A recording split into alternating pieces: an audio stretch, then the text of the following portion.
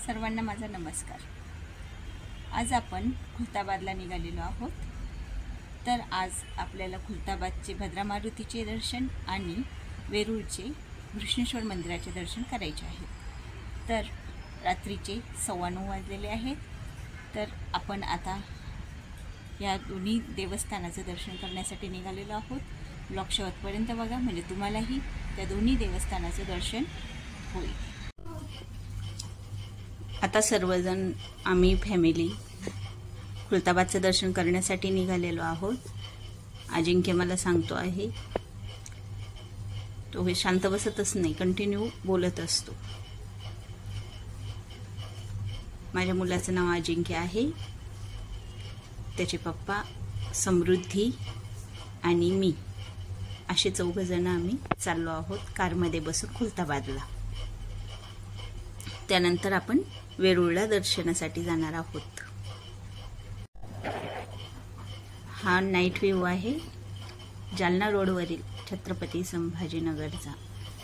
हा छत्रपती शिवाजी महाराजांचा सर्वात उंच आणि मोठा पुतळा आहे।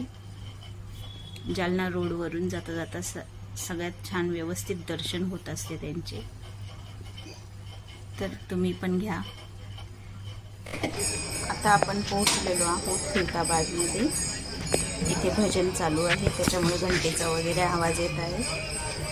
हे गणपतीचं दर्शन, बाजूला मारुतीची मूर्ती आहे, इथे महादेवाची पिंड आहे, ते दर्शन घेत आहोत। आता आपण खुलताबादच्या मंदिरामध्ये प्रवेश केलेला आहे। इथं पण सुद्धा भजन चालू आहे। 12पर्यंत दारानंतर सुद्धा इथे भजन चालू असतं। आता आपल्याला भद्रा मारुतीचे दर्शन होत आहे।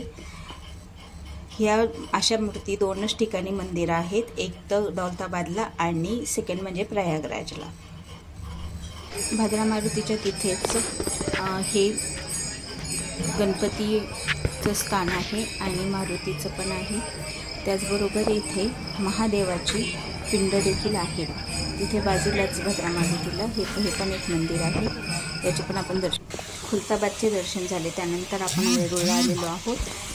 तर अशा प्रकारे आपण हा व्लॉग पूर्ण खुलताबादच्या दर्शनाचा बघितला। सेकंड व्लॉग आपला वेरूळच्या दर्शनाचा आणि आश्रमाचा राहणार आहे।